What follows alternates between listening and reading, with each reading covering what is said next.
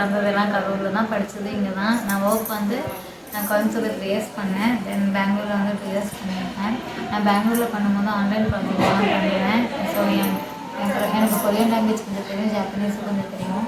So அதனால் நான் வந்து என்னோடய ப்ரொஃபைலில் வந்து லிங்க்டின்ல வந்து 2 லாங்குவேஜில் போட்டிருக்கேன், இங்கிலீஷில் போட்டிருக்கேன், கொரியன்லேயும் போட்டிருக்கேன். ஸோ இவங்களும் ஐடி சர்வீஸ் பண்ணிகிட்டு இருந்தனால, அவங்க ஒர்க் ரிலேட்டடாக ஐடி சர்வீஸ் பண்ணிட்டு இருந்தாங்க. ஒர்க் ரிலேட்டடாக என்னை கான்டாக்ட் பண்ணாங்க. ஸோ வந்து ஃபஸ்ட் இனிஷியலாக நாங்கள் ஒர்க் ரிலேட்டடாக தான் பேசிட்டு இருந்தோம். ஸோ அதுக்கப்புறம் எங்களுக்கு வந்து பேச கேரக்டர் ரொம்ப பிடிச்சிது. ஸோ ஆப்வியஸ்லாக நான் வந்து மிடில் கிளாஸ் ஃபேமிலி தான், லைக் நார்மல் ஃபேமிலி தான். எனக்கு சேலரி வந்து 20,000 மேலாம் கிடையாது. என்னோடய ஹையஸ்ட் சேலரியே 22,000 தான். ஸோ வந்து என்னால் அங்கெல்லாம் போக முடியாது. ஸோ வந்து இவங்களே இன்வைட் பண்ணோம், இன்விடேஷன் லெட்டர் கொடுத்து, உங்களுக்கே தெரியும் சர்ப்ரைஸில் கிடைக்கிறது எவ்வளோ கஷ்டம். ஸோ வந்து இவங்களே எனக்கு இன்வைட் பண்ணி எல்லாமே இவங்க டாக்குமெண்ட் எல்லாம் இவங்களே ரெடி பண்ணி கொடுத்து, அதுக்கப்புறமா நாங்கள் சாப்பிட்டு பண்ணி கிடைச்சிது. அதுக்கப்புறம் நாங்கள் போய் பார்த்தோம். அதுக்கு முன்னாடி எங்கள் பேரண்ட்ஸ்லாம் பேசி அவங்கள்ட்ட பர்மிஷன் வாங்கினேன். ஆனால் ரொம்ப கஷ்டப்பட்டு தான் வாங்கினேன். ஏகப்பட்ட ப்ராப்ளம்ஸ் வந்துச்சு. அதுக்குன்னு அடிச்செல்லாம் கொடுமை பண்ணல.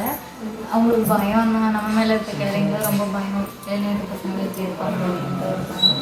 ஸோ என் தம்பி கொஞ்சம் எனக்கு சப்போர்ட்டிவாக இருந்தான். ஸோ அதனால் எப்படி வீட்டை சமாளித்து அவங்கள போய் பார்த்து அவங்க பேரண்ட்ஸ் எல்லாம் மீட் பண்ணி அவங்களெல்லாம் கன்வின்ஸ் பண்ணி மேரேஜ் பண்ணி. So I hope we will be together. நாங்கள் இப்போ வந்து ஷார்ட் டைம் விசா அப்ளை பண்ணியிருக்கேன். நான் போகிறதுக்கு அது கிடச்சிது அப்படின்னா கண்டிப்பாக கிடைச்ச நம்பிக்கை இருக்குது. ஸோ அது போயிட்டு 3 months அங்கே இருப்போம். ஆனால் எங்களுக்கு வந்து பிளான் வந்து இந்தியாவில் செட்டில் ஆகணும்னு தான் ஆசை. ஸோ இந்தியாவில் செட்டில் ஆகணும் இருக்குது. ஸோ ஃபஸ்ட்டு ஷார்ட் டைம் விசாவில் எடுத்துகிட்டு அதுக்கப்புறம் லாங் டேர்ம் விசா வாங்கணும். ஸோ இவங்களுக்கு மைட்பி கிடைக்கலாம் after marriage registration. Already notice கூட போட்டுட்டு வைங்க. மேரேஜ் ரிஜிஸ்ட்ரேஷன் முடிஞ்சோடனே இவங்களுக்கு கிடைச்சது சீக்கிரம். எனக்கு வந்து எக்ஸாம் எழுதணும். ஸோ எக்ஸாம் எழுதுனதுக்கப்புறம் தான் அப்ளை பண்ணணும். ஸோ இனிஷியலாக நாங்கள் இந்தியாவில் தான் ஸ்டே பண்ணுற மாதிரி பிளான் இருக்குது. So based on the visa process discuss பண்ணிக்கலாம். I'm Yun Kim from South Korea, and I'm working in a startup about IT service for university students and college students. I met her about 1 year ago in online, language exchange app, and we realized that we are in IT service, sector, so we planning to work together remotely. So we worked about 6 months or 7 months, I think, and then we finally get dating in online. And last Christmas I decided to invite her to Korea.